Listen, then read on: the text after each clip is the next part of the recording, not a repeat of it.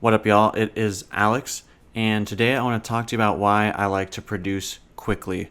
Now, like I've said before, the advice I'm giving might not apply to you. It's just how I like to do things. So maybe you can take something from this, maybe not. But if you're plateauing or whatever, maybe this will give you some ideas on production that you might want to try out for yourself. Cool. So why do I produce fast? One of the big reasons is because when I first started playing music, I was 11. I started playing guitar.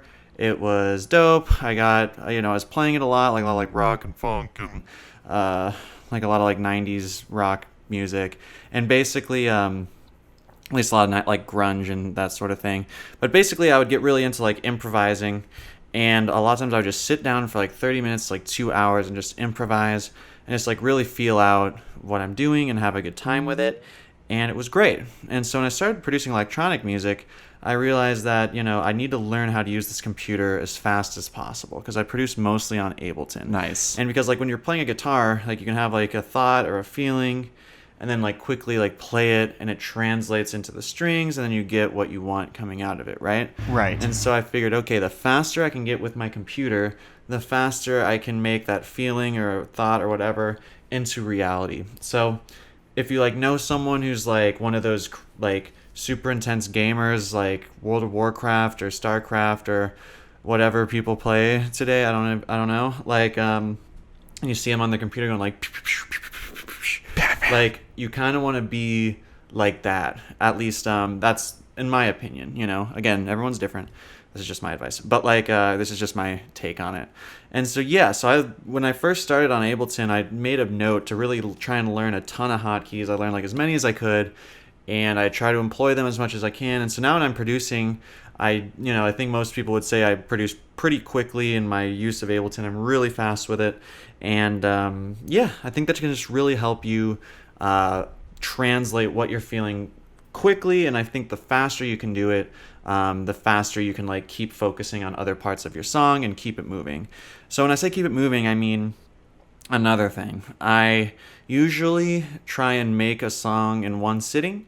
That usually is about 30 minutes to 2 hours, kind of like what I mentioned earlier. When I would improvise, I would have this period where I could really get into a zone and just go. And so now I'm okay, I'm sitting down, I'm making a song, so let's try and finish this thing in the one sitting. And so it's cool because when you do that, and I'm talking mix everything, really try and make it sound beautiful. Because when you do that, at least for me, it can help me focus on the priorities of the song. It can help me focus more on the feel and the main idea rather than getting caught up in all these details. So basically, the second I hear something that sounds good, I'm cool, I like that, let's keep going. So now I'm not second guessing myself so much either, because I'm just going, you know what, that sounded nice, I'm going to keep going. Because I'm sure y'all know how it is. Sometimes you're sitting down, you're trying to produce, and you're getting stuck on the clap or on the kick or something forever, and you can't make any decisions, and it just sucks. So I feel if you kind of give yourself this time limit, or at least tell yourself, hey, I need to finish this in the first sitting, it can help you kind of get over that and be let's just make a decision and keep going. Let's make a decision and keep going. And so you're not second guessing so much. So you're just trusting your instincts, letting yourself make music that feels good to your body, and you just keep it going.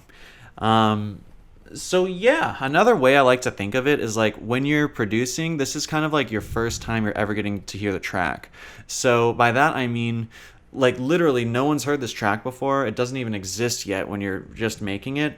And so if you kind of give yourself this idea, I need to make this really quickly, then and this might depend on the style you're making too, but basically if you're I need to make this really quickly, then as you're producing it, let's say you're making the 2-bar loop, and then you turn that into an 8-bar loop. You're okay, cool, now let's make it into a song based off this 8-bar loop. Sometimes when I'm producing, I'll literally already know, okay, in this next 8 bars I'm going to add the hat. So I'll be listening to the song, and I'm already constructing the next segment. And it's just cool like that, because now as I'm producing, I'm also hearing it for the first time. Excuse me, in the sense that I'm really acting yo, I'm trying to keep up with the song so I can produce at the pace that it's playing. That way I'm getting to hear it like a listener and produce it like a listener, if that makes sense. Because then I'm really just enjoying the song and I'm focusing on what needs to come next, what needs to happen next. Okay, let's make that happen so I can go to the next part and know what needs to happen there. And so it's just nice. And sometimes like also when like I've noticed if I'm really trying to like get this done in one sitting, move really quickly, I'll sometimes do some really weird stuff. And because I'm like, that works enough. Okay, let's keep going. But then like I'll listen to it later. I'm like, wait, no, that's actually pretty tight. Or sometimes I'll like copy and paste something too fast. Like I have a song. I think that's exactly what happened. I think it's a 2-bar loop or something. And long story short, basically I had like one section going into another with like a little breakdown in between, and I didn't copy when I had the one chunk, then the breakdown, then the next chunk. I duplicated the next chunk so fast that I like was off a bit, so it plays early. And so the song stops for the breakdown and just lurches in unexpectedly, and it's super tight. And so I kept that in there. So sometimes you get these like fun accidents because I feel like you're just like treating your computer like this crazy device, and you're really just trying to do some wild stuff with it. So that's something fun that can happen too. And yeah, so like I said, if you've never tried this before, maybe give yourself a time limit.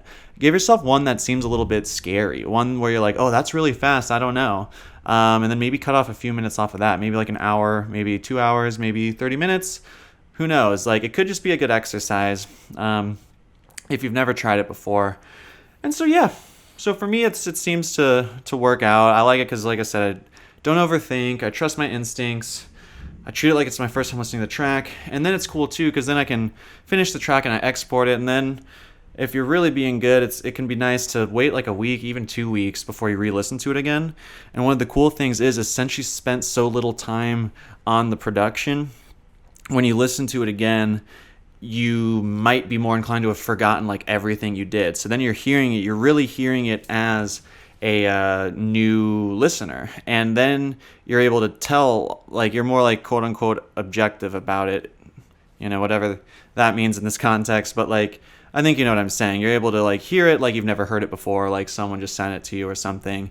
And then I find that it makes it easier than, okay, now maybe I'll change the arrangement a little bit, maybe I'll change this hat, maybe I'll EQ this, maybe I'll do that.